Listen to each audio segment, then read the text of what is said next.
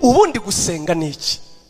Gusenga nirwo rufunguzo, subiremo, nirwo rufunguzo Imana ikoresha ngo ifungure uburyo bwo gukora kwayo. Gusenga, urabona Bibiliya avuga ngo ubwo dukorana nayo, niko Paul yavuze, ubwo dukorana nayo. Yaravuze ngo Imana dukorana nayo gute? Ubundi gusenga, reka nkoresha ijambo rikomeye, ni uguha Imana uburenganzira ngo ikore. Iyo gusenga kutabonetse, duhere base mu itangiriro, unyumve neza, duhere base kwa Mose, kugira ngo abiseri bave mu bunyage, bave ya myaka 100 nikwiriye.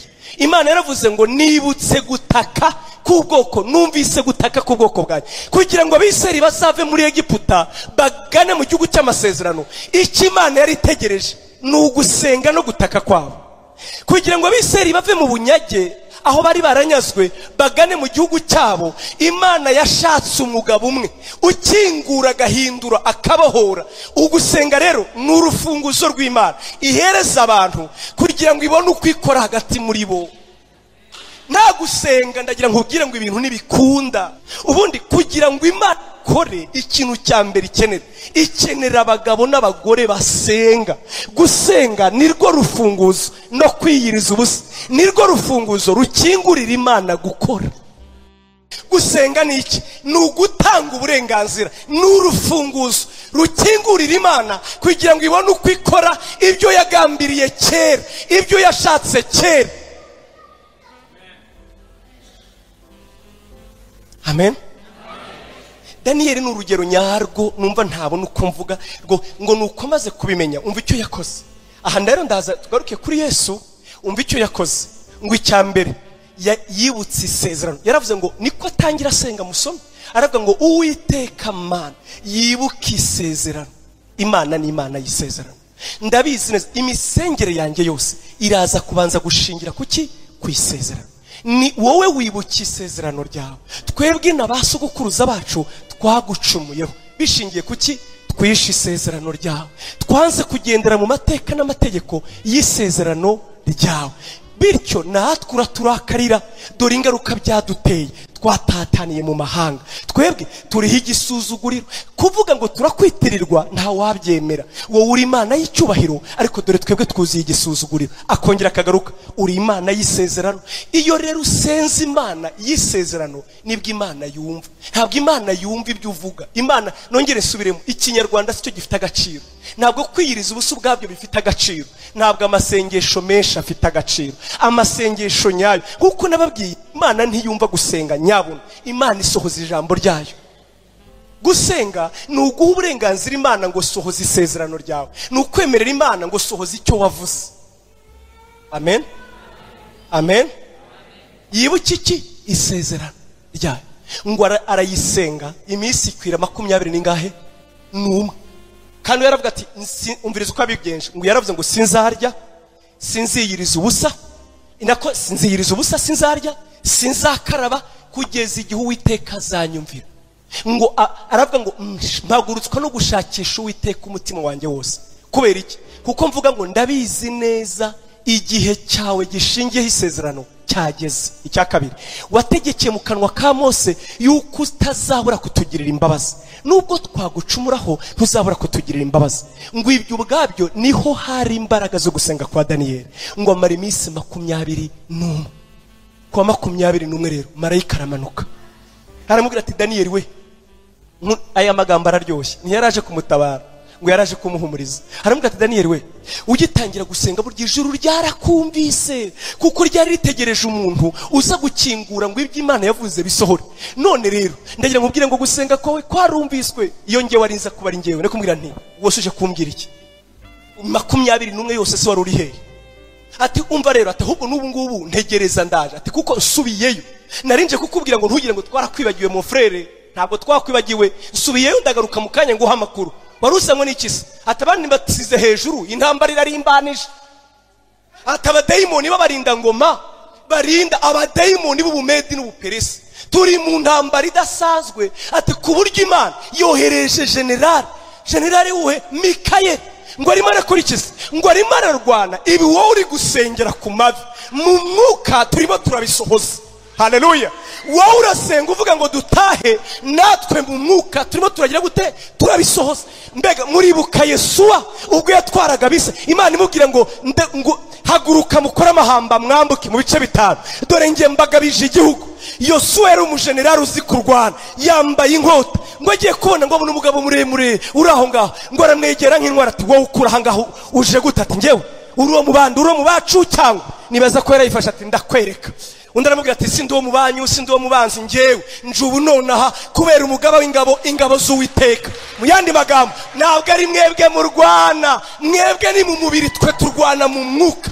Nje ubu nonaha ngo ndwanire ingabo z'Uwiteka. Nicyo rero Mikeli yamubwiraga, mwijuru byacitse, mu kirere wangaje intambara. Daniyeli, wewe wapfuye wari uzi ngo nugupfukama gusa, naho twebwe n'ubu ngubu singumaha, ndabaye bagenzi banjye, ndanyarutse, intambara irarimbanije, ndagaruka mukanya. Narinje kukubwira ngo komera, gusenga kwawe kwarumviswe, ijuru ryakwitayeho, kandi humura bigiye gusohora. Si nibyo gusa, ndakuzanira amakuru. Ndakuzanira iki? Umva rero amakuru yamuzaniye.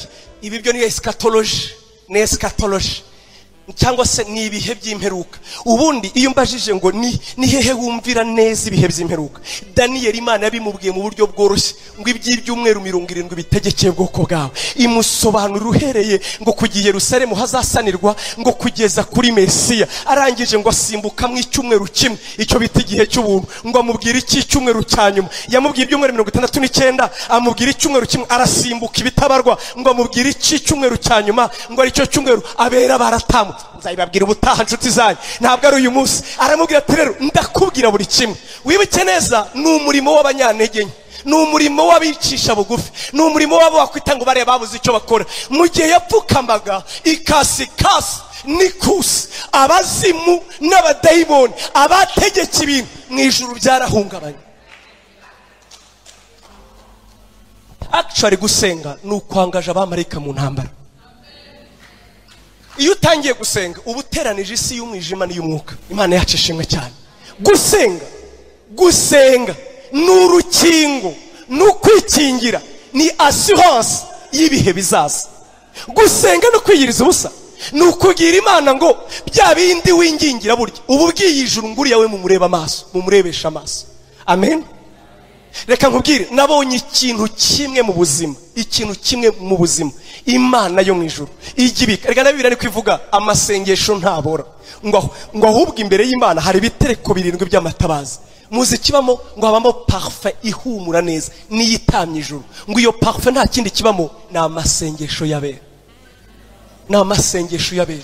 Dawidi yaravuze muri Zaburi ya 56:9 iravuga ngo Imana yacu, ngo amarira yacu ngo ntabwo ajya agwa hasi ubusa, ngo ahubwo yashyira mu icupa ryayo, ngo ndetse yayanditse mu gitabo cyayo. Ayo wowe wibagiwe yo ntiyayibagiwe. Amen. Gusenga ni ikintu Imana itajya yibagirwa na busa. Gusenga no kwiyiriza ubusa ni impumuro mu ijuru, baba bategereje gusa kusenga, kuko ni impumuro ihumurira neza Imana. Ariko wibuke, ntidusenga nk'uko dushaka, bishingira ku isezerano. Amen. Amen. Daniyeli rero yamenye ko igihe cyabo kigeze, ngo arwanisha. Gusenga kwa Daniyeli niko Imana yakoresheje ihagurutsa Ezra. Gusenga kwa Daniyeli kwahagurukije Nehemiya. Gusenga kwa Daniyeli kwahagurukije Zorobabeli. Gusenga kwa Daniyeli kwatumye umwami Kuro yima ingoma. Gusenga kwa Daniyeli mu ijuru, umvirize, baba marika barwana, naho ijuru ririmo rirapanga. Rimeze urya Imana irakabyara, Imana irakaba Imana nyine. Imana nijya iyo mu bintu ubu nize gukora, ntugacira Imana inzira. Imana, inzira z'Imana zirihagije. Imana ibwira abisi ati ngewe nzabajya imbere, abanzi banyu nzabirukana mutarwanya, n'ikimenyimenyi nzohereza ingabo zanjye zihe amavubi. Amavubi nawe tekereza, amavubi yoherejwe n'Imana arakurya mu matwi no mu mazuru, apaka gupfiriyeho. Amavubi afande yabwiye ngo ntumuveho. Namwe ni muyatekereza, ngo yangiye mu bise arabarya na bugingo n'ubu ntibaragaruka. Amavubi uzi ibikeri byoherejwe n'Imana, ibikeri ukagira ngo bifite afande, ukagira ngo bigira ubwenge. Bimwe bikajya bigira na tora nyuri ibumoso, namwe mu nyuri bunyuri. Bimwe ati twe turajya mu masafuriya, ibindi ati kwa Farawo mu buriri. Kuko Imana yavuze ngo genda mu mutesha umutwe amenye ko njyewe ndi Uwiteka. Gutabara kw'Imana, kurengera kw'Imana nta na kimwe idakoresha. Wowe uzayisenge ntukayicira inzira. Ngewe ndabizi neza Imana ica inzira hose. Mbere byose ndaguhugurira kwingingira abantu bose no kubasengera no kubasabira no kubashimira, ariko cyane cyane abami n'abatware bose, kugira ngo duhore mu mahoro tutabona ibyago, twubaha Imana kandi twitonda rwose. Ibyo nibyo byiza byemerwa imbere y'Imana umukiza wacu. Ishaka ko abantu bose bakizwa bakamenya ukuri. Ishaka ko abantu bose bagira gute? Bakizwa bakamenya ukuri. Kuko hariho Imana imwe kandi hariho umuhuza umwe w'Imana n'abantu, nawe ni umuntu, ari we Yesu Kristo, witangiye kuba incungu ya bose. Ibyo byahamijwe mu gihe cyabyo, aricyo cyatumye shyirirwaho kuba umubwiriza n'intumwa, ndavuga ukuri simbeshye, n'umwigisha wo kwigisha abanyamahanga kwizera n'ukuri. Amen. Nuko ndashaka ko abagabo basenga hose barambuye amaboko yera, badafite umujinya kandi batagira impaka. Amen. Umwami Yesu ashimwe.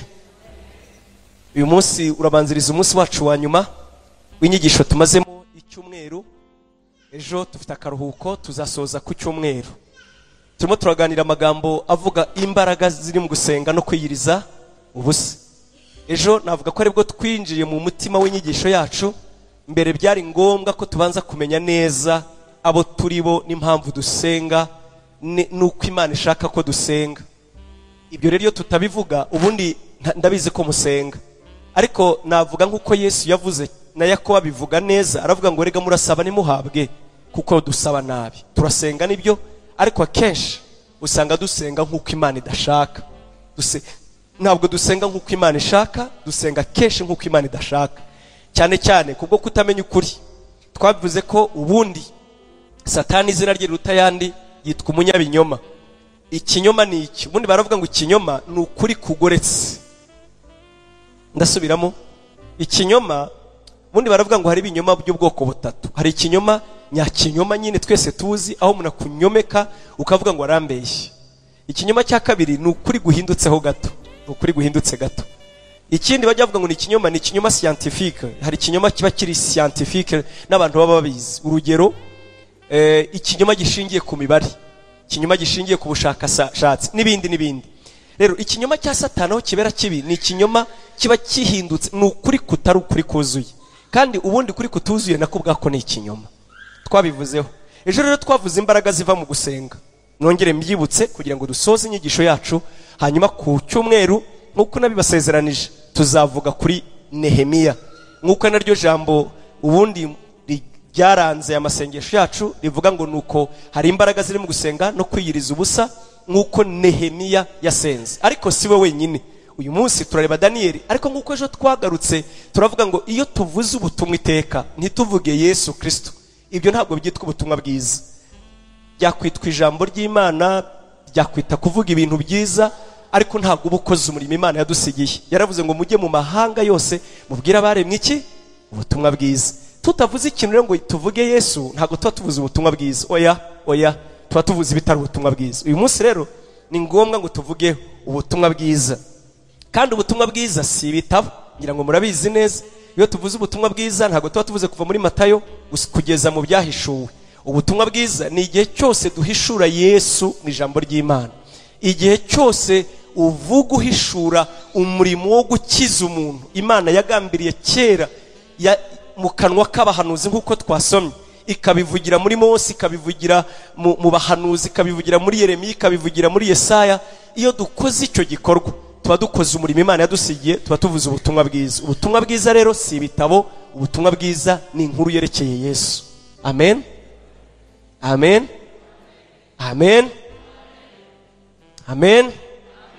Abize theology barabizi, iyo utavuze Yesu ubukoze, navuga ngo ubukoze umurimo utari wo, ubu utahanya abantu ntacyo bakoze.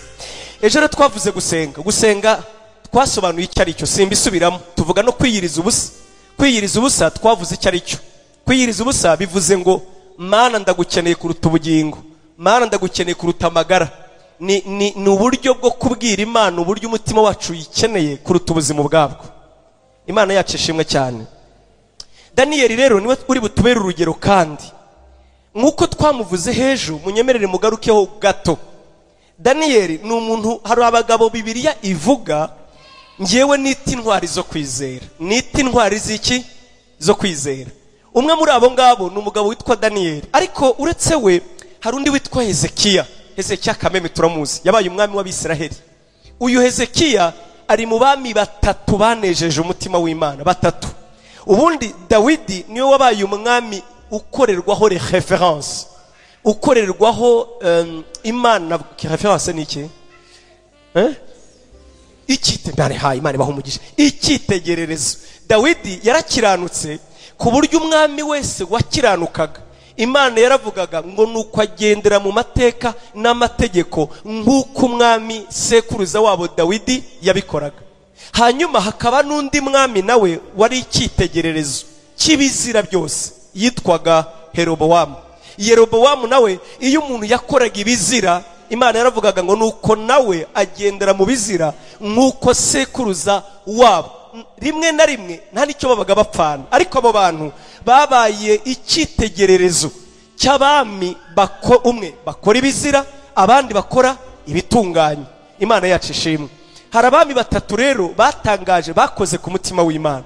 Harimo uwitwa Hezekiya, harimo umwami witwa Yosiya, yewe na Uziya ntiyakoze ibibi. Aba bami bakoze ibintu byiza. Reka mbabwire uwitwa Hezekiya uburyo yakoze ibintu binejeje. Njya mwigiraho nkavuga ngo yaba abantu basomaga Bibiliya ngo bumve bashira ubwoba. Hari igihe usasanga abakristo bavuga ngo rega ngewe ngo navutse mu muryango iwacu baraguza, ngo iwacu ngo mama yararogaga, ngo data yaraterekeraga, none ugahora n'ubwoba uvuga ngo bizankurikirana. Hari abandi banyuza habi kurenzaho, ariko kubwo kumenya ijambo ry'Imana, kubwo kumenya isezerano ry'Imana, ntibagira ikintu na kimwe kibabaho. Hezekiya ise yitwa Ahazi. Umwami Ahazi yakoze ibizira. Nimvuga ibizira, ni ibizira ku buryo n'Imana imwirahira. Icyambere yakoze kibi, ubundi ya nzoka Mose yamanitse mu butayu, murayibuka? Ya nzoka yamanutse ngo Abisiraheli bakayirebaho, uyirebyeho wese agakira. Abisiraheli burya babwiye Mose, baramubwira ati reka twemerere iyi nzoka tuyitware, noneho tuyihindura amateka, tujye twereka abana bacu ngo turi mu butayu twagomeye Imana, twacumuye ku Uwiteka, hanyuma tumucumuyeho aduteza inzoka ziraturya. Noneho Mose umuhanuzi watuyoboraga amanika inzoka ku giti, noneho tuyirebye, uyirebyeho wese arakira. Hanyuma abana bacu batubwira ati ariko se kuko ibyo byarabaye, tuzajya tubazana tubereke ya nzoka, tubabwire ngo n'ikimenyimenyi ngiyi ya nzoka yamanitse mu butayu. Iyo nzoka rero barayitwaye, uko ibihe bihaye ibindi bayihindura ikigirwamana, batangira kuyisenga. Mu rurimi rwabo bayitaga Nehushitani. Ubu ngubu ndabizi neza hari abantu bavuga ati ibisenga bivana, kandi biri muri Bibiliya yawe. Ndabizi neza biri muri Bibiliya yawe, biri mu bami ba mbere 18, bami ba kabiri 18. Usome iyo nkuru nkubwiye. Uyu mwami Ahazi rero yazanye iyi nzoka, ayimanika, ayihindura ikigirwamana, bakajya bayipfukama imbere bakayisenga. Umuntu yahura n'ikibazo akajya gusenga Nehushitani. Nehushitani ihinduka ikigirwamana. Icyo ni cyambere yakoze. Icya kabiri, ngo yatangiye kubaka utununga, ngo afata abana be abanyuza mu muriro. Nyumva neza, kunyuza abana mu muriro bwari ubupfumu burenze ubundi bupfumu Imana yazizaga Abisiraheli. Yari yarababwiye ngo kirazira ntimukanyuza abana banyu mu muriro, muzabireke kuko amahanga ngiye kwirukana imbere yanyu niyo abikora, mwebwe ntimuzabikora. Uyu rero witwa Hezekiya nawe ubwe yanyujijwe mu muriro. Uratekereza, yakorewe bene iyo mihango, abamubanjirije bo barapfuye, kuko Imana yari yabwiye Abisirayeli ngo ntimugatambira abana banyu ibigirwamana. Uyu mwami witwa Ahazi yafashe umwana we w'imfura amutambira ikigirwamana cyitwaga Moleki. Nimutekereze nawe, yari yarakoze ibizira. Uyu rero witwa Hezekiya yakuriye muri ayo maraso, yakuriye muri iyo migenzo, yakuriye muri iyo mico, yakuze atekereza atyo. Ngo ariko amaze gukura ngo asimbure se, ngo umutima we womakatana n'Uwiteka. Aravuga ngo ngewe sinzayoboka ibigirwamana, sinzayoboka izindi mana. Kugira ngo rero ntazatinda kandi atari tuza kuganiraho, ukomeze usome iyo nkuru. Ise kubera ko yari yarayobotse ibigirwamana, yari yarafatanye, yaragiranye amasezerano n'abami b'abanyamahanga. Ngo Hezekiya we aravuga ngo sinzigera nyoboka abanyamahanga. Mwibuka umwami witwaga Senakeribu, wari uyo mwami w'Abashuri ndetse na Siriya. Uyu Senakeribu yigeze gutuma kuwitwaga, murabwibuka wa wundi twavuze witwa Hezekiya, aramubwira ngo ngewe nta mana n'imwe y'abanyamahanga yigeze ibasha amaboko yanjye, ndi umunyembaraga, nta wabasha kunshobora, nta n'imana n'imwe. Ngo ndetse atuma ku baturage b'i Yerusalemu, ngo akajya atuma umugaragu we ngo ugende uhamagara abaturage b'i Yerusalemu, ngo babwire ngo Hezekiya arabashuka, nzabarimburana no mu rugo wanyu, nimusohoke mu mwihorere, nzabica. Kandi arangira avuga ngo ntimumukoreho, ahubwo muzenguruke umurwa, bazicwa n'inzara ubwabo bazisohora. Ngo Hezekiya yarabizi ko nta mbaraga afite, ngo uretse kwiringira Uwiteka Imana ye. Ngo yambara ibigunira, ngo ajya mu rusengero, ngo abwira Uwiteka ati ngewe ntuntabare, ndabizi neza, atariko ni wumva amagambo ya Senakeribu, wumviriza uburyo kugereranya n'izindi mana. Ngo Imana ituma Yesaya iramubwira ngo ugende ubwire Hezekiya ngo numvise amagambo ya Senakeribu, numvise amagambo yande ya Senakeribu. Ati Senakeribu ntabwo rusanzwe, uzamenye ko ntari Uwiteka. Senakeribu aziyicirwa n'abana be. Senakeribu nzamusuzuguza, amenye ko ngewe Uwiteka ntagereranywa n'izindi mana. Bibiliya tubwira mu Bami ibice 20 ngo uyu mwami Senakeribu yakubiswe n'umumarayika umwe. Ngo marayika umwe yaramanutse ngo akubita ingabo ze 185 bapfira ijoro rimwe. Amen. Bapfira iki? Uwiteka ashyirwa hejuru. Aho naganaga hari abantu bavukira mu maraso mabi kurenza yawe. Niba ari kutekereza, hari abantu batuwe ibigirwamana bakivuka, hari abantu bakuze barya intonurano ibyaterekerejwe, kandi bo bakiringira isezerano ridahwanije n'iryacu gukomera. Burya icyo ukeneye kumenya ni ukwizera. Mwibuka aho twahereye, gusenga nyako, gusenga Imana yemera. Niba ukeneye kwerekeza umutima we ku Mana, mbere ya byose banza umenye ngo mpagaze muri ihe sezerano, kuko Imana yo ni Imana yisibuka. Niturangije gusoma Daniyeli rero umwe twavuze, nawe wavukiye ibwami, ejo twabivuzeho, wavutse arya intonurano, wavutse arya ibyo kurya byaterekerejwe, wakuze basekuruza bakora basenga ibigirwamana, niyo maraso yakuriyemo. Mbibutse neza ko babatwaraho ubunyage, abantu ntibajya bamenya amazina y'abantu. Urabona umuntu arahinduka kugeza ubwo izina ry'ubwaryo ryufata. Muzi umwami witwa Yehoyakimu, ntabwo ari ryo zina rye mu by'ukuri, ubundi yitwa Eliyakimu, ariko bafata Eli bivuze Imana, babisimbuza ikigirwamana cyitwaga Yeho.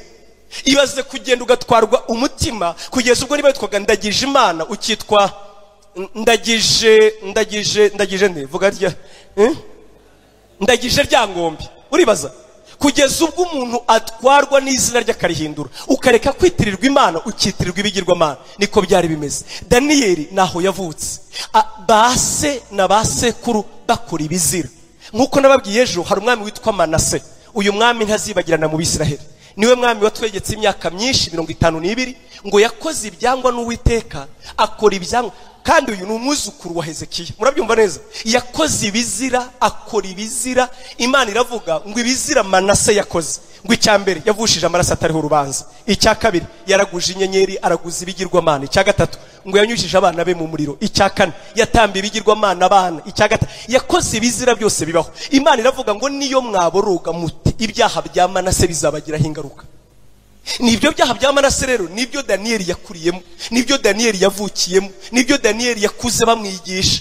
Ariko uko byagenda kose Imana yacu ishimwe cyane. Hari imbuto yeratewe rimwe na rimwe kubw'idini gusa, bakajya mu rusengero bakabasomera amategeko y'Uwiteka. Ngo ariko Daniyeli we ngo agumana amategeko y'Imana mu mutima.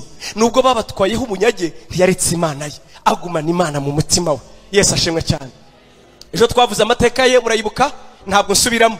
Icyo shaka kwivugira ngo umunsi umwe rero, umunsi nk'umuntu wari warize ubwenge bw'Abakaruda, wize universite, akora research, ngo abumbura igitabo cy'umuhanuzi Yeremiya, ngo agwa ku bice 29. ngewe narahasomye uhereye ku murongo wa 11. ngo asomye icyo gitabo, amagambo yanditsemo ndayakubwira. Aravuga ngo dore ibyo ntegekeye ubwoko bwawe bw'Abisiraheli, nzabajyanaho iminyago, nzabatataniriza mu mahanga, atariko nubwo nzabikora n'ukubahana gusa si ukubarimbura. Ngiye kubikorera ngo mbibutse ko iyo umuntu anyuze mu isezerano bigira ingaruka. Ngewe Uwiteka ndabarakariye, kandi ukuboko kwanjye kuzabahana n'abanyamahanga. Abo nzabazana bakubite babakoresha uburetwa, nyuma nzabagarura inaha. Nzagira gute? Nzabagarura inaha. Daniyeli ngo asomye icyo gitabo, ngo arahaguruka arabara, ngo asanga bageze mu myaka hafi 68. Uranyumva neza? Ngo arebye aravuga ngo aha, imyaka yategekeye ubwoko bwacu irageze. Noneho ngo yibuka ko, nongere nanjye mbikwibutse nshuti yanjye, nongere mbikwibutse, reka ngaruke inyuma gato. Ubundi gusenga ni iki? Gusenga nirwo rufunguzo, subiremo, nirwo rufunguzo Imana ikoresha ngo ifungure uburyo bwo gukora kwayo. Gusenga, urabona Bibiliya ivuga ngo ubwo dukorana nayo, niko Paul yavuze, ubwo dukorana nayo. Yaravuze ngo Imana dukorana nayo gute? Ubundi gusenga, reka nkoresha ijambo rikomeye, ni uguha Imana uburenganzira ngo ikore. Iyo gusenga kutabonetse, duhere basi mu itangiriro, unyumve neza, duhere basi kwa Mose, kugira ngo Abisirayeli bave mu bunyage, bave ya myaka 100 nikwiriye.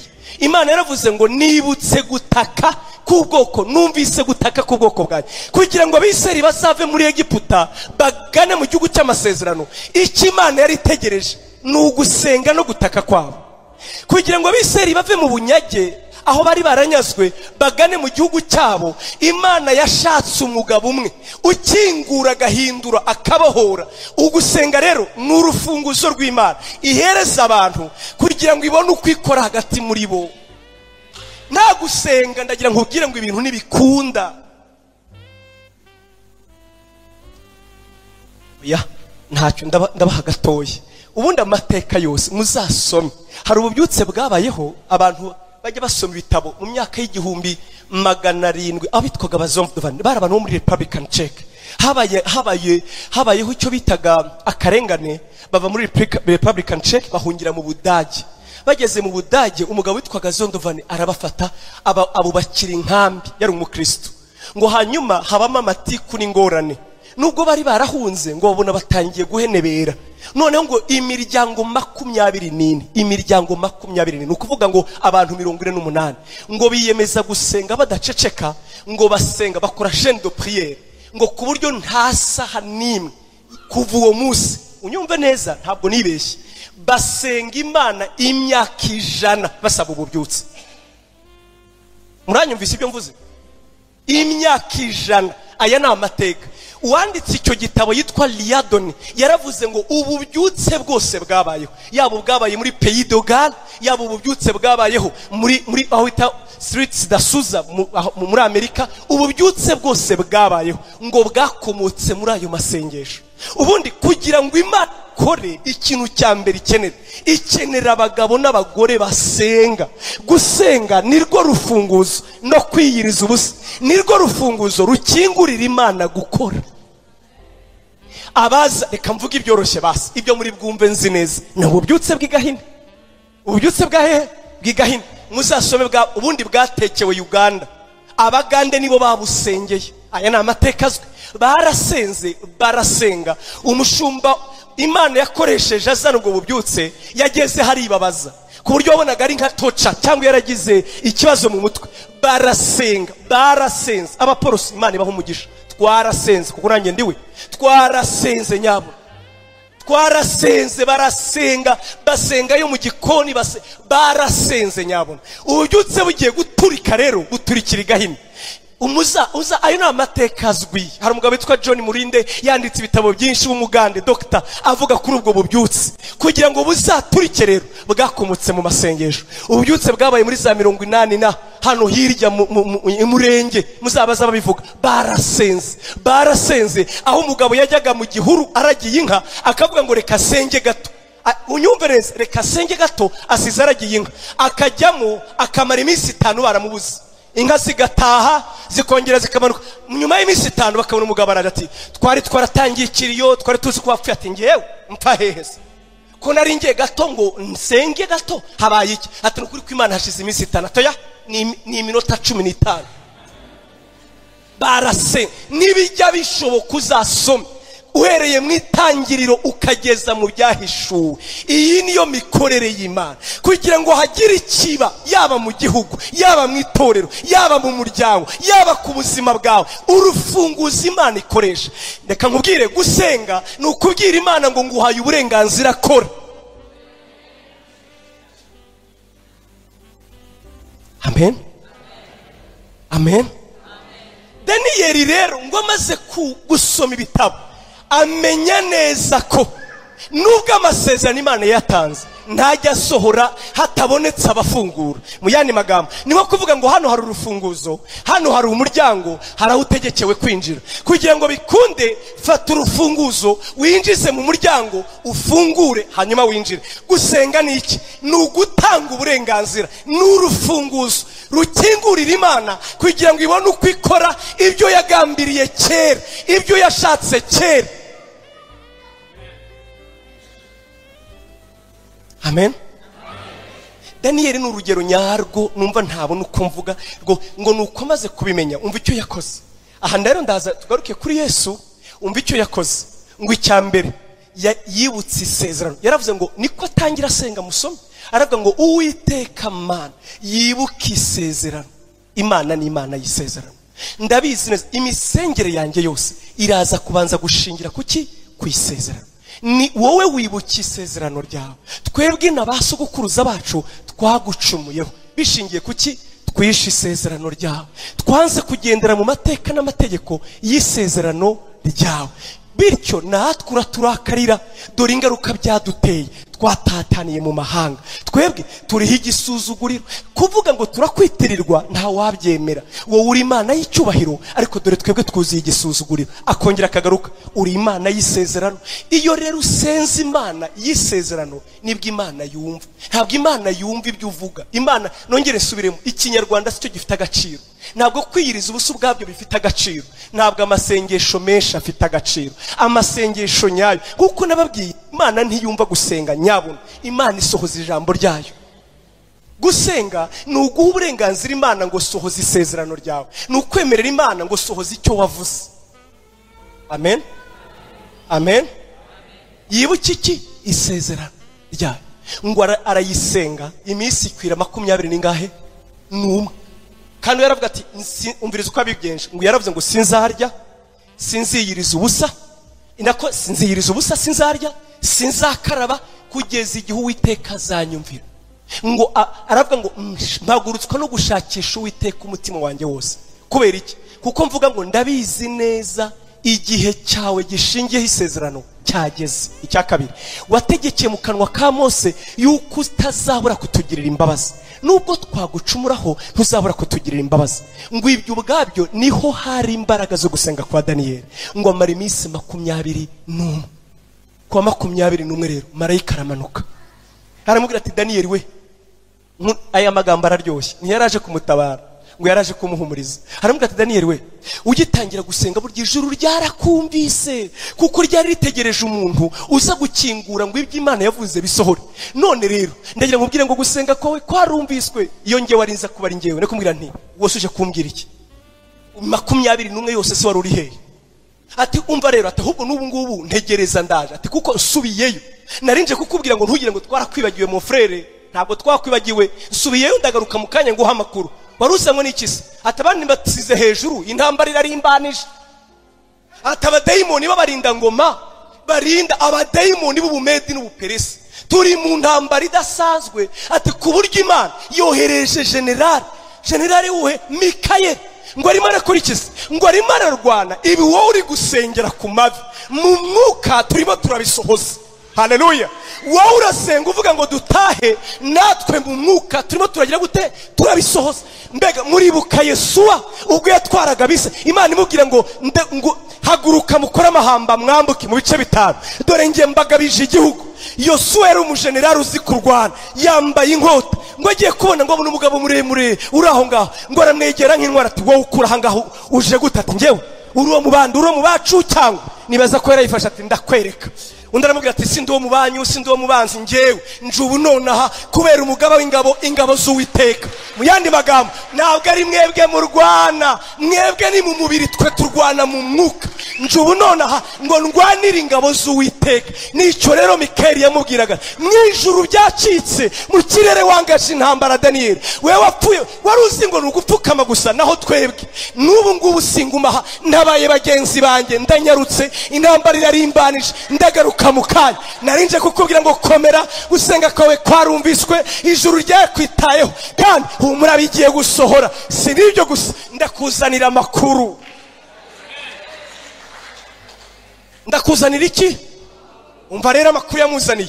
Ibi byo ni eschatology, cyangwa se ni ibihe by'imperuka. Ubundi iyo mbajije ngo ni hehe wumvira neza ibihe by'imperuka, Daniyeli Imana yabimubwiye mu buryo bworoshye, ngo iby'ibyumweru 70 bitegekeye ubwoko bwawe. Imusobanura uhereye ngo kugiye Yerusalemu hazasanirwa, ngo kugeza kuri Mesiya. Arangije ngo asimbuka mu icyumweru kimwe, icyo bita igihe cy'ubuntu. Ngo amubwira iki cyumweru cyanyuma, yamubwiye ibyumweru 69, amubwira icyumweru kimwe, arasimbuka ibitabarwa. Ngo amubwira iki cyumweru cyanyuma, ngo ari cyo cyumweru abera baratamu. Nzayibabwira ubutaha nshuti zanyu, ntabwo ari uyu munsi. Aramubwira ati rero ndakubwira buri kimwe, wibuke neza, ni umurimo w'abanyantege nke, ni umurimo w'abicisha bugufi, ni umurimo w'abo bakwita ngo bare babuze icyo bakora. Mu gihe yapfukamaga ikasikasi n'ikusi, abazimu n'abadayimoni, abategeka ibintu mu ijuru byarahungabanye.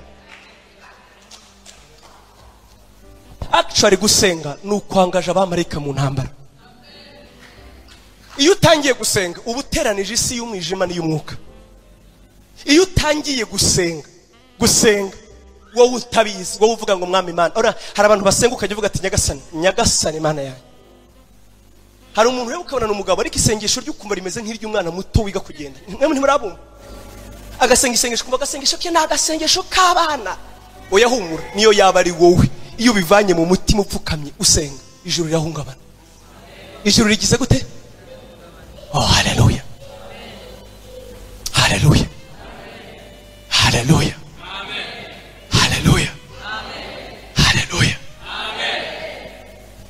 N'ikimenyimenyi uzarebe iyo wagambiriye gusenga, Satani ari yaranja akazana gahunda.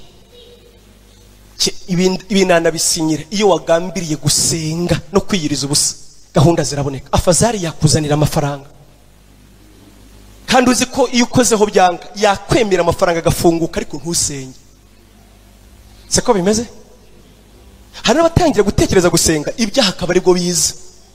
Noneho rero abatazi neza uko akora bakavuga ngo ubuse ngo nabanduhiye iki, ngo nabanduhira iki, ngo ni hahande, ni ha ugore ngo urayihimye. Oya, kumba warakubashije, arakurangije. Gusenga nirwo rufunguzo rukingura iby'Imana yagusezeranije, iby'Imana yasezeranije igihugu, iby'Imana yasezeranije itorero, iby'Imana yasezeranye. Gusa ikibabaje gusenga, reka nkubwire inyungu ya mbere yo gusenga. Nkubwire inyungu ya mbere y'iki yo gusenga. Inyungu ya mbere Imana ihabinginze ni ukubonesha amaso ibyo basengera. Ni ukubonesha amaso ibyo basengera. Cya kabiri ni ukurindwa ibyago baba basengera. Uwa mbere ni Yeremiya ngo yasenze Imana, ngo asenga Imana, ngo yingingira Imana ubwoko bw'Abisiraheli. Hanyuma Imana iramubwira ati Yeremiya, aterega ibyo wingingira ntibizakunda. Nararahiye kera yuko nzabajyanaho iminyago, atariko kubera ukuntu wingingiye ubwoko bwawe wowe kuzajyanwaho iminyago. Imana rero irakabizara, yo kabizara ni Imana y'ubwenge. Iyo dusoma Bibiliya wagira ngo tuyivana muri context. Reka tuyishyire muri context. Yeremiya ngo umwami yaramusanze mu rwihishwa, aramubwira ati rwose sinanze ko umwami Nebukadinezari azadutera, none se ntawe utwumva, intsinzi ni iyihe? Nabigenza nte ngo ntazadutsinda? Umviriza inama Yeremiya, nawe utekereza inama muri kugira umwami inama. Hanyuma ati intsinzi irahari, ati ntiyiherere, ifate wowe n'abagaragu bawe mwishyire Nebukadinezari mu maboko ye. Urabyumva? Wowe ijyane wigira imbohe niyo nsinzi, kuko nubikora ntabwo azabica, ntabwo azabagirira nabi. Ndarambwira ati kuva wabaho ku isi wari wabona umwami wishyira undi ngo ngaho ntegeka mboha, bibaho se? Ndarambwira ati nta yindi nsinzi baho. Noneho ngo ibyo umwami abyumvise aravuga ngo ni mumujugunye mu rwobo rwuzuye isayo, mu mutsindi iyo ngiye atagira amazi, uyu ni umugambanyi.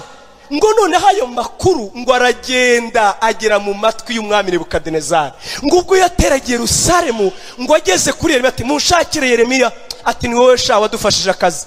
Kumbe we azi ngo ni umugambanyi, naho Imana irimo irasohoza isezerano ryayo.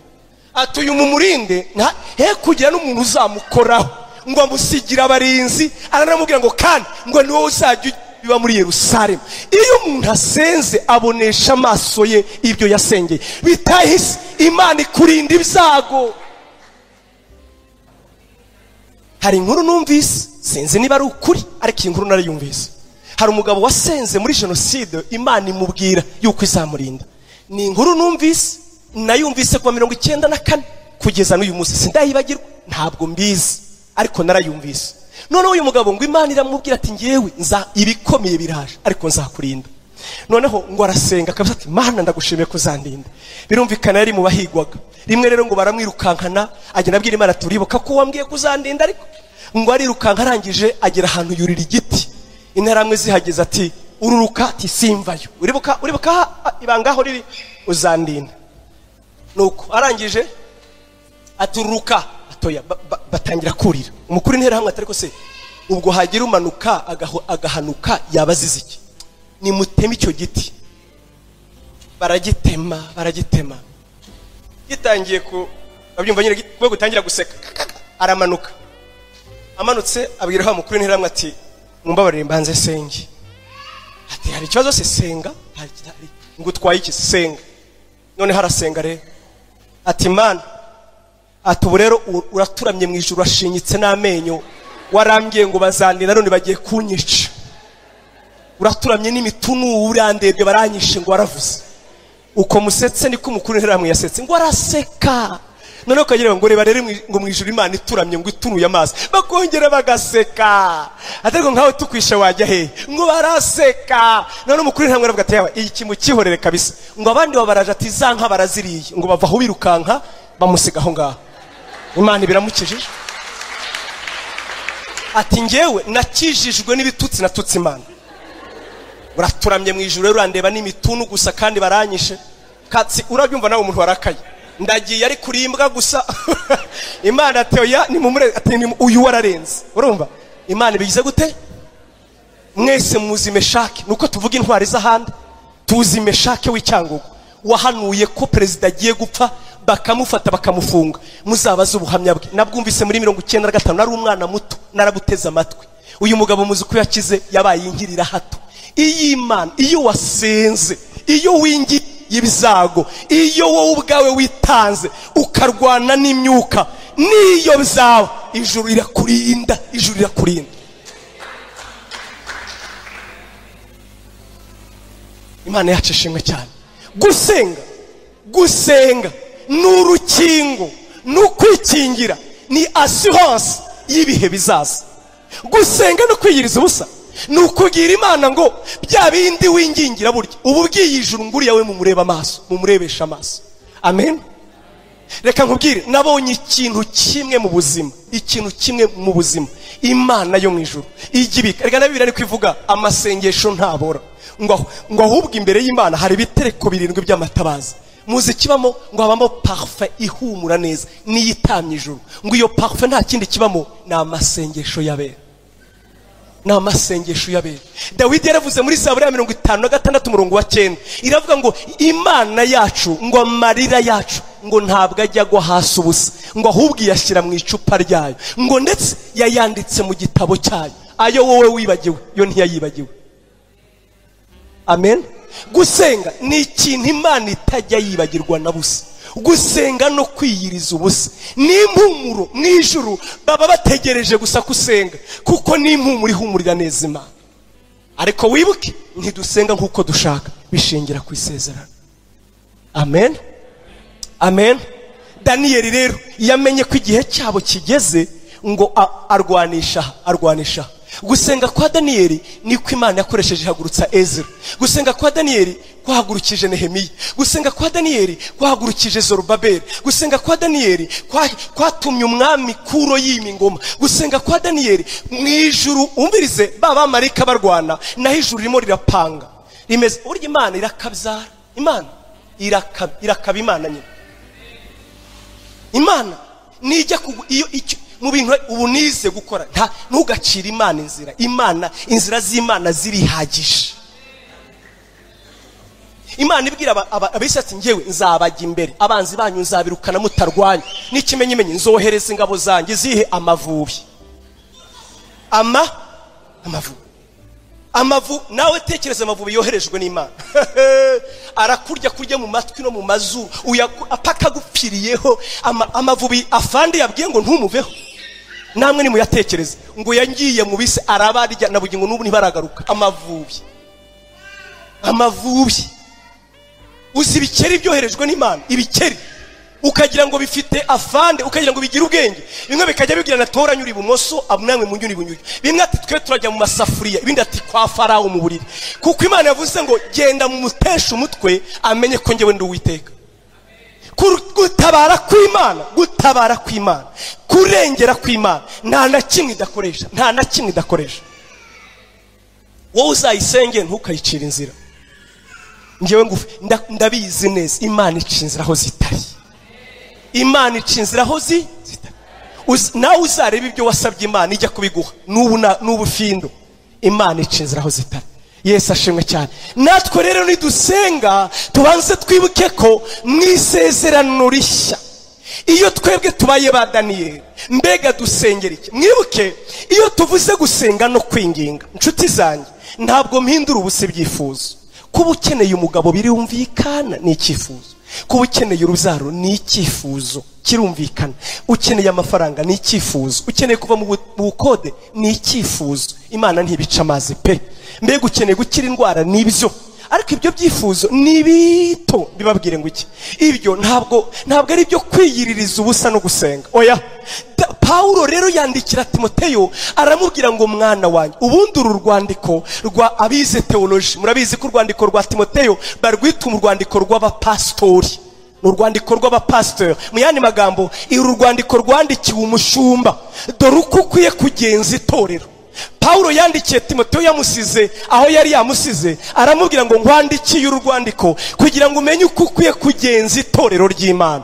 Nubwo naba ntinze ntuzasobwe ngo unanirwe kumenya uko ugenza itorero. Amubwira uko agenza abakobwa, amubwira uko agenza abahungu, amubwira uko agenza abagabo, amubwira uko agenza itorero, amubwira uko hana bacumuye, amubwira everything nk'uko umuntu ababwira umushumba ngo dore uko uyobora itorero. Rero yashizemo na party yitwa gusenga no kwinginga. Aramubwira ngo irya mbere Timoteyo ndaguhugurira kwingingira abantu bose ariko cyane cyane abami n'abategeka kugira ngo bigende guse, kugira ngo twebwe tube mu mahoro, tubone uko tuvuga ubutumwa, tubone uko dusenga, tubone ko uyu murimo ugenda mbere. Wingingira mbere ya byose abantu bose ariko cyane cyane witse kubategeka n'abatware. Si nibyo gusa, ayo mahoro si ukugira ngo tubyare, si ukugira ngo duheke, si ukugira ngo ducuruze, si ukugira ngo tujye Dubai, no, ngo ahubwo ni ukugira ngo tuvuge ubutumwa kuko Imana ishaka ko abantu bose bakizwa barangiza bakamenya ukuri. Ntabwo nyumvise. Umva nkubwire dore Timoteyo pastor we niwigisha itorero ukabigisha gusenga, dore icyo bakwiye gusengera, dore icyo bakwiye gushyira ku mutima, dore icyo bakwiye kubabazwa nacyo, dore igikwiye kubafatisha 40 jours kandi ntibarambirwe. Nuko icyambere bingingira abantu bose ngo bigende guse, cyane cyane badutegeka ngo boroshe mu yandi magambo iyi ni resume, ni nko kumubwira intangamarara. Niba rero tugiye gusenga ngo dusengere abategetsi, nawe urabyumva neza, gukubita hasi imyuka irwanya Imana, gukubita hasi imyuka ipinga kumenya Imana, gusengera abayobozi bakizwa, gusengera badutegeka, kubasabira amahoro. Bavandimwe, ndagira nkubwire, uzi kwinginga no gusenga, ndaguhugurira Timoteyo we, dore uko ukwiye kubwira itorero, ni musenge rwose, musengera abantu, ariko cyane cyane abadutegeka, ngo bamenye barekere Imana gukora. Mana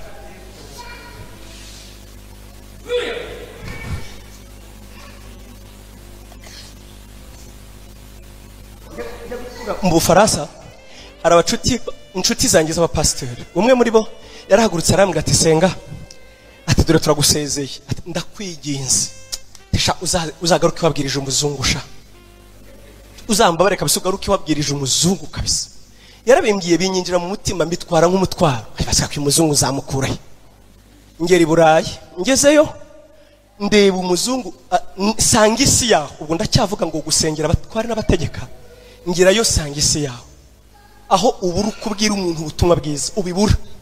Nahereye kuba ari mu bigishaga abana banjye, ngo uko nshoboye ngo ndebe uko nababwira, natangira kuvuga ati arrête, turakuzi wowe uri pasteur, kandi iki gihugu ni igihugu cya laïcité, nukomeza ndahamagara polisi. Njya mu muhanda, sinzi umuntu navuganye nawe gusa, mubaza ntiwandangira metro byo kwijijisha ngo mubwire Yesu. Ntangiye kumubwira ati monsieur, est-ce que tu as uba hano, iki ni igihugu cya laïcité, ni wongera ndahamagara polisi. Aho usanga Imana amategeko yararemye systeme ku buryo kuvuga Yesu bigusaba kuba umusazi. Kuba iki? Umusazi. Nibajije uburyo nzavuga ubutumwa, ndibaza ngo Mana nzabigenza. Rimwe njya mu gihugu cya Finland kuvuga ubutumwa, hari umuvandimwe wari warampaye kado y'agapira kanditseho ngo Jesus washed my sin. Amaze kukama kameme n'agapira k'abantu bato, ntiwakambara ungana nanjye. Ndavuga nti mbonye uburyo, ndavuga nti nananiwe kubabwira muranga. Aho muri Finland nari umwirabure ngenyine, ari nk'abantu nk'ibihumbi nka 3, nambara kagapira ngo Jesus washed my sin. Ngajya ngenda, abazungu barandeba kweli, bamwe bakinyoza, abandi bakazunguza imitwe. Nanjye mu mutima urabibonye icyo nzi, urabibonye mva mu ndege bose bandeba, urumva nawe umwirabure bati yiwe ni umunyafrika, ni umunyamerika, simbi mbega ubona ko byabacanze. Ngera mu Bufaransa, ngeze mu Bufaransa ku kibuga cy'indege, nabonye umuntu umwe wenyine w'umukecuru, nawe yavugaga icyongereza, niwe wambonye arampamagara, tumva ati yes. Numva namubwira nti ngwino dufatanye, umwe wenyine. Ngiye gufata imodoka, hari uwaruje kwakira umukiriya, abonye ngo Jesus washed my sin, acira hasi, yanga kuntwara ngiye kumuha amafaranga, acira hasi. Rimwe nagiye mu Bushinwa, ndi mu isoko, ndibaza ngo nzavuga Yesu, icyongereza cyanjye nacyo cyari muke. Uzi icyongereza cyitwa muke cyakivuga ngo Jesus, ukabura icyo wongeraho. Murakizi namwe kimwe cyo guteranya, uvuga ati Jesus, ugashaka icyo wongeraho ukajya kandakana. Ndavuga ariko ndakivuga tu, burya kandi iyo uraho batakivuga nawe uravuga nyine. Nibaza ukuntu mvuga Yesu. Njya mu isoko, mukuru wanjye uri yari yantumye ikoti ngo nzayimuzanire, nanjye nabonye aho mbere, uko ngiye nkajya nibarisha, mufite ikoti ye. Sinababwiye ko so ubwiriza umuntu bakazizana, bamara kuzizana, before I want to know, do you know Jesus Christ? Icyambabaje ni ukubona abantu bose bambaza ngo Jesus is a good quality that you want. C'est dommage. Turimo turaseka ariko c'est dommage. Ni mwibaze, ubaze umuntu ngo Yesu uramuzi, ati Yesu ni karite y'umwenda ushaka rwose, mbwira iyo ushaka ndayikubonera muri iri soko. Uretse umuntu umwe wenyine nabwiye ngo do you know Jesus, ndakubwiza ukuri, nahetuye isoko. Mbona umugore ati Jesus, ati ndamufite. Umva rero, umva wamubonye, ati Yesu ndamufite, reka mukuzanire. Ndavuga nti reka munzanire rero, nanjye ndakanwa nti yamushize he. Agiye kuzana, mbona agiye hahandi babika amafaranga, murabona babantu bacuruza, akuraho arangiza asokora y'agatabo, arambwira ngo this is a Jesus that you want. Kumbe ni umugabo, ni sinzi bagirwa izina rye, ni umunyamerika yitwaga Abraham, yanditse agatabo kavuga kuri Yesu, akandika mu Gishinwa, uwo kamugera mu maboko. Yigeze akitaho, yarazi ngo Yesu ni uwo mugabo witwa Abraham. Ndambwira ni no, this is not Jesus. Ngerageza kumubwira, byumva nawe cyongereza, nkanda mu mano, mbona kizamutse, mpfa kumubwira, sinzi ibyo namubwiye ibyo ari byo, simbizi nawe yarabyumvise, ariko mpfa kumubwira nyine. ndavuga ntiyenda aba ni mu baturage twaraga mu hoteli nziza pe njya ahantu twicaranye mpura n'umugabo duhuza urugwiro ndamubwira nti do you know Jesus ati wahehe hatatuye hano se ati byose nasirishiru yari umujene twahuje urugwiro ati ntago ari umushinwa ati oya n'undi si umushinwa ati none se Yesu ati umushaka hiki ngerageza kumusobanurira mubwiye ko ari Imana ati yo ticeceka ati do yewe nizera Buddha abakuyemo uruntu aranyereka ati do nizera Buddha kugira ngo wumve ko ibyo bintu bibabaje umutima w'Imana abo bose Yesu yabaviriye amaraso ayo ni amaronko y'Imana abo ni nkawe n'inkanjye abo ni abantu Imana ihangayitse yibaza ngo bazabona ubuzima bw'iteka umva bakori ku mutima w'Imana rero abasenga murabyibuka ba Daniyeli b'iki gihe nabingingira abantu bose nabatakambira bategeka ibihugu Mana kora ku mitima yabo kingura ubugingo bwabo reka ubutumwa bwiza bwemerwa reka abafarasi kumenye reka abayuda bakumenye reka abazimiye bakumenye reka izina ryawe rimenyekane reka amaraso ya Yesu yizerwe reka umwami Yesu amenyekane data wera kingura reka izina ryawe rimenyekane reka abantu bakubahe reka Yesu yubahwe reka Yesu yizerwe bene abo ngabo bene uko gusenga gukora ku mutima w'Imana malheureusement ikibabaje ntabwo mfite byifuzo metre ariko wama nka byifuzo metre ngo dupime buri wese hano ngo dupime byifuzo metre hano kandi ndabizi neza rega ari bimwe byifuzo byo mwisi na amafaranga na amaso na abagabo na amadeni hari ibindi usugira ngo nta gishya mwisi y'ijuru nabuzukuru ko watangiye gukura mpera abana abagabo bampera urugo rwiza Mana nkize ukode ngira igishya kiri muri ibyo ngira abo twasbanye nabahaye definition yo gukira musiki ari cyo ubundi gukira ni ikintu kimwe no guhindurirwa ibyo wifuza point wifuza garimwe nemwe ngo ya moto iyo ukize wiganyira ya essence wakira cyane ukavuga ati ngomba gutega indege wakira cyane ukajya muri business class wakira cyane ukavuga ati sengewe nkiziki ko bandi batega jet wakira cyane uki mu Kinyamirambo ukaza hehe ukaza hano Kibagabaga wahagera ukavuga ati yo baragowewe ibishingo ni 10,000 Inyamirambo twishyuraga icyatanu ibyo ibyifuzo ukabihindura nyine ayibishingwa akiyongera hakava ku cyatanu akajya kuri menshi nta gishya munsi y'ijuru nta cyifuzo ufite cyakanga umutima w'Imana hari ikintu kimwe Imana ibabaye kimwe ni mwingingira abantu bose kwingingira iki abantu bose cyane cyane abatware n'abategeka kugira ngo boroshye kugira ngo bagire gute boroshye ubutumwa bwiza bugere muri Iran ubutumwa bwiza bugere muri Syria ubutumwa bwiza bugere muri Qatar ubutumwa bugere muri babantu batumva Imana ubutumwa bwiza aho abana banjye biga sinakwambara uwo mupira ngo bazampa abana nambaye bene uwo mupira ntisinagarukayo bavuga ngo n'ikindi gihe ntuzagaruka iri shuri nta dini rigenderwaho cyakora wambaye Nike nta kibazo wambaye Reebok nta kibazo wambaye mythologie greke nta kibazo ariko kuvuga Yesu bibarakaza nkaho batutse umva rero ikikora ku mutima w'Imana twingingire bene ngo Imana yoroshye imitima yabo Imana yoroshye imitima yabo ubutumwa bwiza bwa Kristo bukinguka kuko ubushake bw'Imana ikimana ishaka nuko abantu bose bakizwa barangiza bakamenya ukuri ngo yuko Imana ari imwe n'umuhuza ayo Yesu Kristo niba ibyo bitamenyekanye rero gusenga kwacu ni ntacyo kumaze ni nkuko umugaragu w'Imana Daniyeli yasengaga atavuga ngo we nta promotion yashakaga se mwibuke Dariyo amaze kuba umwami Daniyeli yavuye ku ngoma sinzi niba mwari mubizi Dariyo atwaye nta mwanya yari afite kandi ku ngoma ya se Asuwerusi Daniyeli yari afite umwanya Dariyo ni wa wundi wamushugunye mu rwobo murabyibuka rw'intara nta mwanya w'igitangaza yari afite ariko mu by'ukuri igihe kigeze arasenga atabwira Imana ngo promotion atabwira Imana ngo nzamura Mana nyibuka muzarebe nta Bibiliya ntitubwira umugore wa Daniyeli ntitubwira ko yagiraga umugore ibaze nawe kwandika ntibavuze abana be ntituzi niba yararongoye ntituzi niba yari incike Bibiliya nta kivuga kuri ibyo ivuga gusa umuntu wakoze ku mutima w'Imana, ku buryo Daniyeli muri Ezekiyeli 14 bamushyira mu bantu batatu ngo bahinduza gahunda z'Imana. 14 Imana yaravuze ngo nubwo Daniyeli na Nowa bampagarara imbere, Daniyeli na Henoki ngo bampagarara imbere mu ndebere 14, ntabwo nibeshye, Ezekiyeli 14, ngo niyo Daniyeli yampagarara imbere bakavuga n'abandi ngo ndabarahiye yuko ngiyewe ibyo nagambire ntabura kubikora. Daniyeli yajyaga agahinduza umugambi w'Imana, akayibwira ngo sohoza ibyo wavuze, hindura, ibaze nawe. Ngo ariko ubu ngubu bavandimwe, Imana ikeneye abantu bahinduza gahunda z'Imana, bapfukama bakavuga ngo ibihugu nibihindure gahunda. Mana kora ku Rwanda, Mana kingura mu Buganda, Mana rwanya ubutinganyi, Mana kiza urubyiruko rwacu, Mana reka abantu bakumenye. Bene abo bakora ku mutima w'Imana.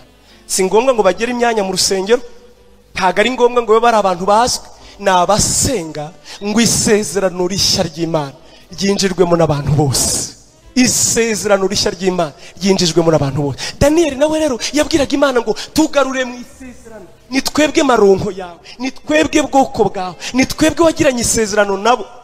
Nawe Mana ibuka isezerano ubabarire ubwoko bwawe, ibuka isezerano ubabarire twebwe, ibuka. Umva uko yasengaga, Mana ibuka isezerano. Natwe iyo dusenga mu buryo nyabwo, Mana ibuka isezerano irihe watanze Yesu ngo bigende gute abamwizera bose bakizwe. Mana ibuka isezerano, kuko icyo ushaka ni ukugira ngo abantu bose bakizwe, bamenye ukuri. Mana hindura imitima, Mana zana abantu kugakiza, Mana reka miliyoni tuyibone.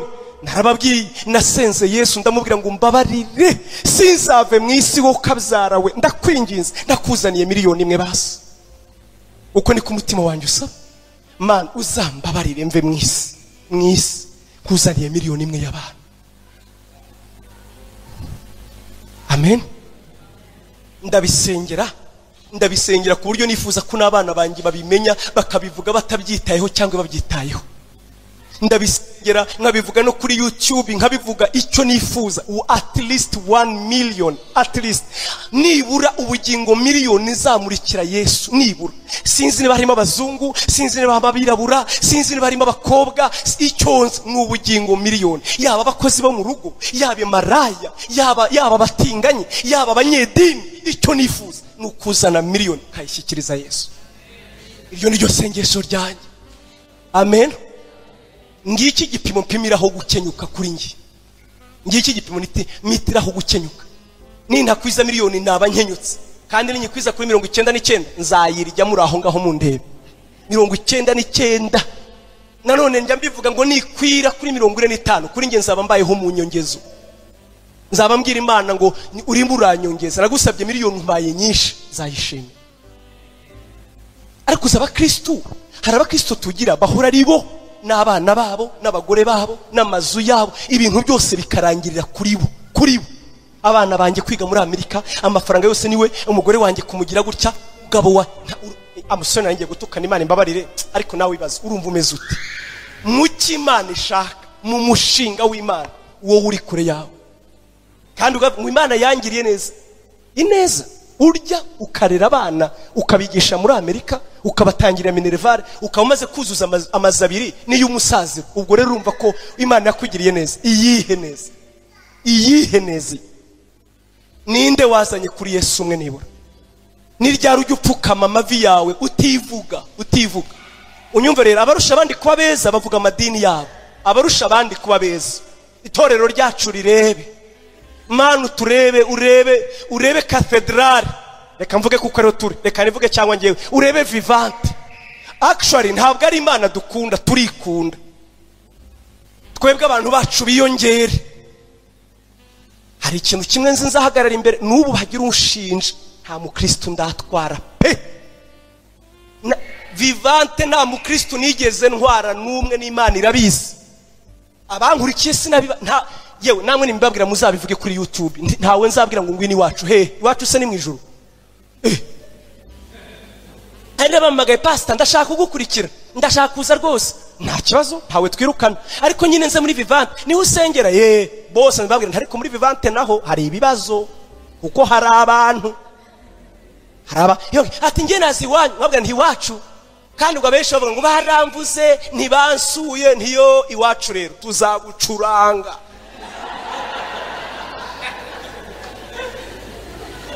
tuzashyiramo melody. Iwacu nta minwa bagira se.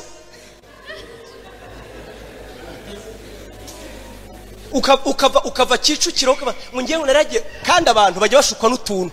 Yamara kubona akazi, yamara kubona udufaranga, ngo nta gisengera Kacyiru yazamutse katedrali. Niho hari abantu basobanutse. Satani akorana n'abasobanutse mu gisirimu, niko ateye mu gisirimu.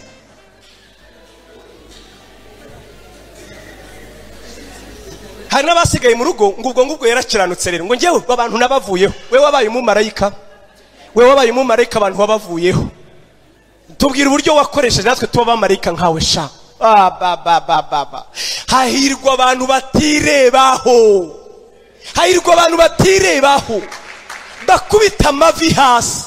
Iteka uko usenze nshuti yanjye, uko iteka uko usenze, apana kurya. Urabona ngenzi neza hano dusengera abantu ni mu kurya gusa.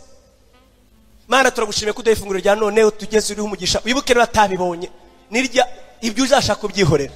Ubundi kuri ngewe mbere yo kuvuga ngo wibuke abatabibonye uzavuga ati ariko ninde nagaburira uyu munsi, uzaba usenze neza kuruta. Ku rusengero by'amahirwe hari abakristo hano, bantangira ubuhamya.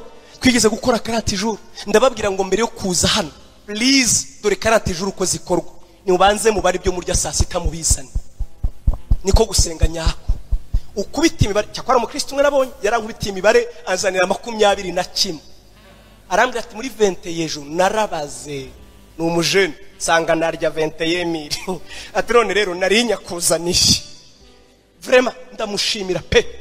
Hari undi nabonye we yaravuye i Burayi, cyakora abazungu barakabaho, yaravuye i Burayi. Yarangije ati yega ibyo watubwiye ejo narabyumvise, monazaniye umuceri inusu, ati nari kurya inusu. Ndavuga nti wowe uri seriye kabisa. Kandi yayinzaniraga buri munsi, ibyo mvuga sinkabya mwishashe ndabyibuka. Nari kurya inusu dore n'ibishyimbo akira. Ngira abantu ni 40 jours twegeranye imyenda. Harabo twambitse murabizi, ntitwagiye se twajyanye imyenda tugiye gusura impunzi zirukanywe Tanzania n'ico gihe. Tuvuga ngo kwiyiriza ubusanyako. Niko yavuze Yesaya ngo nukugaburira impfubyi, tukagaburira abapfakazi. Ngewe njya mbabazwa n'amasengesho yacu. Muzarebe muri iki gisibo abasilamu barabizi, nibwo bwa mbere bongera umubare mwinshi mu basilamu. Nibwo abasilamu bongera umubare mwinshi. Kubera iki? Bita gusa kubabaye. Bafata bya bindi bakariye bakabizanira abakene, bakabagaburira, bakavuga ati sindi Imana ibaho niyihuretse Imana igabura. Naho twebwe twirebe, nitugeze muri 31 ni bande bari ibyo twakagombye kurya. Biri hehe? Birihe? Ese undi ko ari wiyirije bijyagiye hehe nyine? Byamahirwe ngiye ku cyumweru nzagenda, murantwara ikisi. Ejo undi nzagenda. Nzagenda. Birihe?